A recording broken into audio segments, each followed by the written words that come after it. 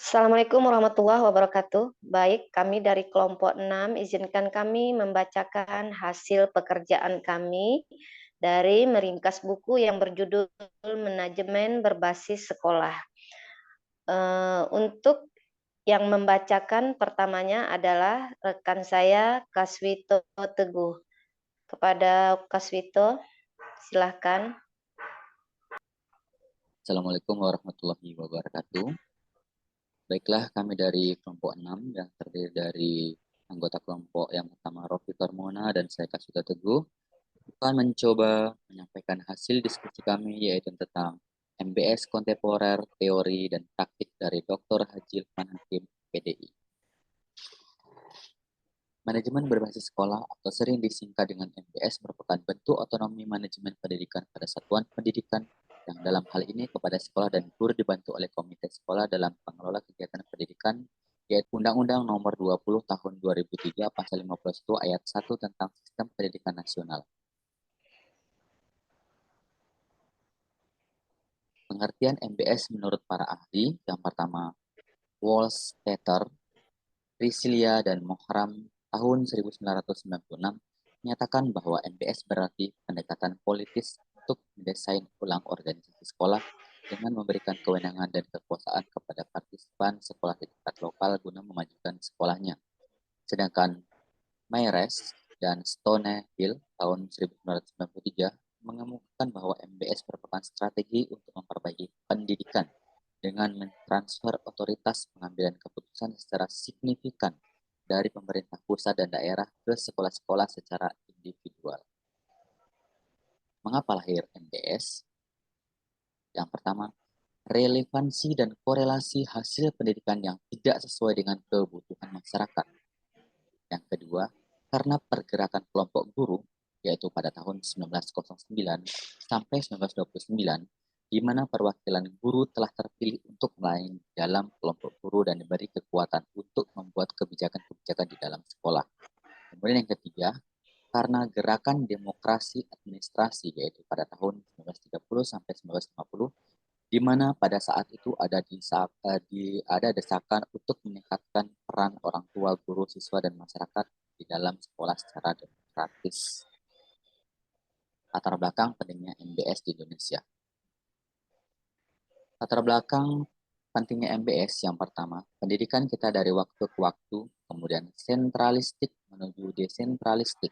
Yang ketiga, pengelolaan manajemen sekolah yang partisipatif. Menurut Nurkolis tahun 2006, memberikan alasan pentingnya sekolah dengan manajemen pengelolaan partisipatif yaitu MBS dengan argumen bahwa yang pertama, sekolah lebih mengetahui kekuatan, kemudian kelemahan, peluang, dan ancaman bagi dirinya, sehingga sekolah dapat mengoptimalkan pemanfaatan sumber daya yang tersedia untuk memajukan sekolahnya. Yang kedua, sekolah lebih mengetahui kebutuhannya. Dan yang ketiga, keterlibatan warga sekolah dan masyarakat dalam pengambilan keputusan dapat menciptakan transparansi dan demokrasi yang sehat.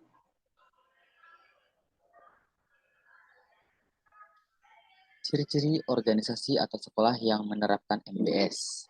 Ada beberapa ciri. Yang pertama, munculnya sikap perasaan bersama antara anggota dalam organisasi, kemudian sikap perasaan bersama dalam satu hak dan nasib.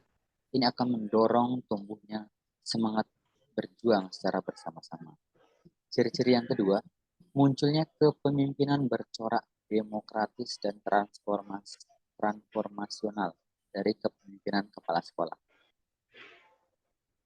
Ciri-ciri yang berikutnya, munculnya kepemimpinan bercorak demokratis, kemudian terciptanya sistem kerjasama yang saling sinergis antar bidang karena sistem melalui keputusan bersama. Ciri-ciri berikutnya, mendorong partisipan berpikir dalam lingkungan cakrawala organisasi secara menyeluruh. Kemudian, tingkat konflik dan persaingan sesama, menumbuhkan sikap saling pengertian antar individu, kemudian mengembangkan iklim kerja yang kondusif, kreatif, dan yang memiliki timbal balik positif bagi organisasi sekolah.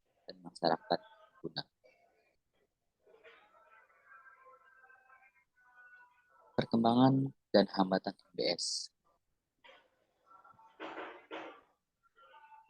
MBS seyogyanya berkembang pesat dan tumbuh dalam tiap pengelolaan manajemen sekolah.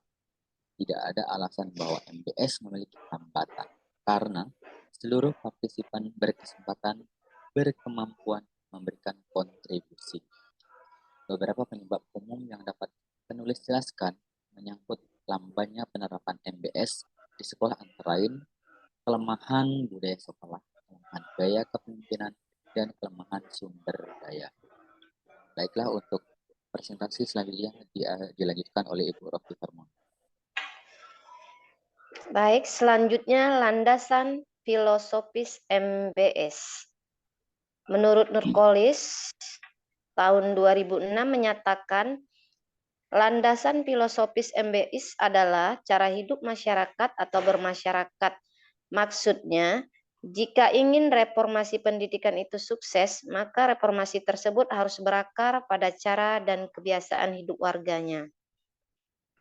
Seandainya reformasi itu peduli terhadap cara dan kebiasaan warganya, maka reformasi tersebut akan mendapat dukungan dari segenap lapisan masyarakat. Landasan tersebut yang menjadi acuan dalam proses pelaksanaan manajemen berbasis sekolah atau MBS. Kemudian landasan yuridis pelaksanaan MBS di Indonesia. 1. Undang-Undang Nomor 20 Tahun 2003. Yang keduanya Undang-Undang Nomor 25 Tahun 2020. Yang ketiganya Keputusan Mendiknas Nomor 044 Tahun 2002 tentang pembentukan Dewan Pendidikan dan Komite Sekolah. Yang keempat Kepmendiknas Nomor 087 Tahun 2004 tentang standar akreditasi sekolah, khususnya tentang manajemen berbasis sekolah, dan yang kelima Peraturan Pemerintah Nomor 19 Tahun 2005.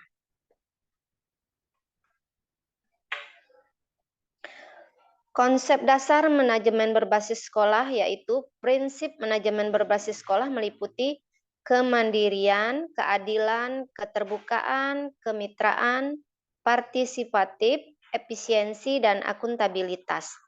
Manajemen berbasis sekolah pada prinsipnya merupakan manifestasi konsep otonomi atau kemandirian, yakni kemandirian dalam mengatur dan mengurus rumah tangga sekolah sendiri secara mandiri dengan pola manajemen yang partisipatif. Selanjutnya, alasan pentingnya atau perlunya MBS. 1. Dengan pemberian otonomi yang lebih besar kepada sekolah, maka sekolah akan lebih inisiatif atau kreatif dalam meningkatkan mutu sekolah. Yang kedua, dengan memberikan fleksibilitas atau keluasan yang lebih besar kepada sekolah untuk mengatur sumber dayanya, maka sekolah akan lebih luas dan lincah dalam mengadakan dan memanfaatkan sumber daya sekolah secara optimal untuk meningkatkan mutu sekolah. Yang ketiga, sekolah lebih mengetahui kelemahan, kekuatan, peluang, dan ancaman bagi dirinya, sehingga dapat mengoptimalkan pemanfaatan sumber daya yang tersedia untuk memajukan sekolahnya.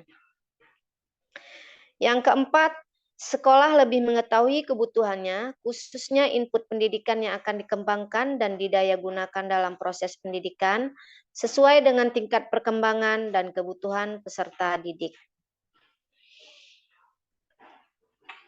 Perubahan dimensi pola manajemen pendidikan dari yang lama ke yang baru atau MBS menurut Slamet. 1. Subordinasi menjadi otonomi. Pengambilan keputusan terpusat menjadi pengambilan keputusan partisipasi, ruang gerak kaku menjadi ruang luas, pendekatan birokratik menjadi pendekatan profesional, sentralistik menjadi desentralistik, diatur menjadi motivasi diri, overregulasi menjadi deregulasi, mengontrol menjadi mempengaruhi, mengarahkan menjadi memfasilitasi, menghindar resiko menjadi mengelola resiko, gunakan uang gunakan uang semuanya menjadi gunakan seefisien mungkin. Individu yang cerdas menjadi pemberdayaan. Informasi pribadi menjadi informasi terbagi. Organisasi datar menjadi pendelegasian.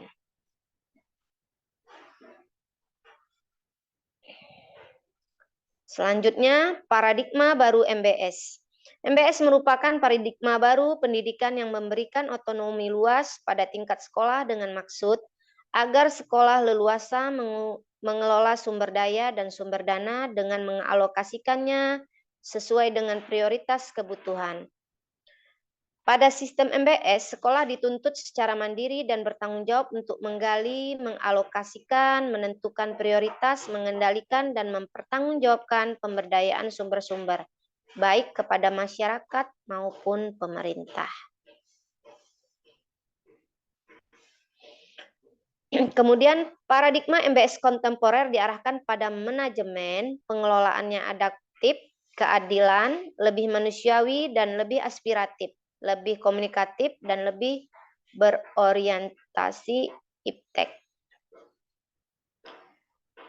Tujuan manajemen berbasis sekolah. Menurut Bahtiar Dalla Mulyana pada tahun 2004 menjelaskan bahwa tujuan manajemen berbasis sekolah itu adalah pertama, meningkatkan mutu pendidikan melalui kemandirian dan inisiatif sekolah dalam mengelola dan memberdayakan sumber daya yang tersedia. Yang kedua, meningkatkan kepedulian warga madrasah dan masyarakat dalam menyelenggarakan pendidikan melalui pengambilan keputusan bersama. Yang ketiga, meningkatkan tanggung jawab madrasah dan masyarakat dalam menyelenggarakan pendidikan dan pengambilan keputusan bersama. Selanjutnya, meningkatkan tanggung jawab madrasah kepada orang tua, masyarakat, dan pemerintah tentang mutu madrasahnya. Dan terakhir, meningkatkan kompetisi yang sehat antar madrasah tentang mutu pendidikan yang akan dicapai. Selanjutnya, manfaat manajemen berbasis sekolah. Yang A, memungkinkan orang-orang yang kompeten di sekolah untuk mengambil keputusan yang akan meningkatkan pembelajaran. B, memberi peluang kepada seluruh anggota sekolah untuk terlibat dalam pengambilan keputusan penting. C, mendorong munculnya kreativitas dalam merancang bangun program pembelajaran. D, mengarahkan kembali sumber daya yang tersedia untuk mendukung tujuan yang dikembangkan di sekolah. E, menghasilkan rencana anggaran yang lebih realistik ketika orang tua dan guru makin menyadari keadaan keuangan sekolah, batasan pengeluaran, dan biaya program-program sekolah. Yang F, meningkatkan motivasi guru dalam mengembangkan kepemimpinan baru di level. Kemudian karakter manajemen berbasis sekolah. Menurut Umaidi dalam Suryo Subroto tahun 2010 menjelaskan, karakter MBS antara lain, lingkungan sekolah yang aman dan tertib, sekolah memiliki visi dan target yang ingin dicapai, sekolah memiliki kepemimpinan yang kuat, adanya harapan yang tinggi dari personel sekolah, adanya pengembangan staf sesuai kemajuan iptek, adanya evaluasi yang terus-menerus guna perbaikan mutu pendidikan, dan adanya komunikasi dan dukungan intensif dari orang tua murid dan masyarakat.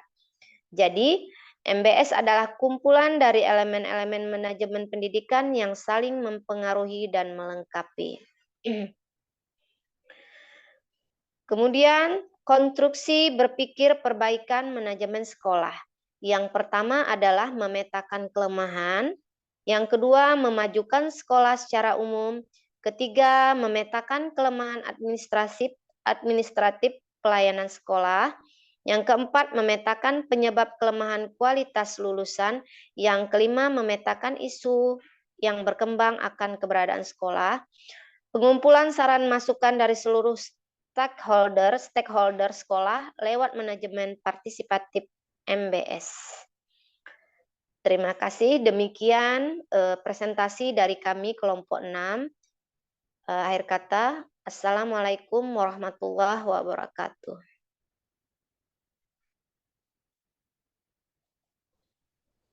Warahmatullahi wabarakatuh.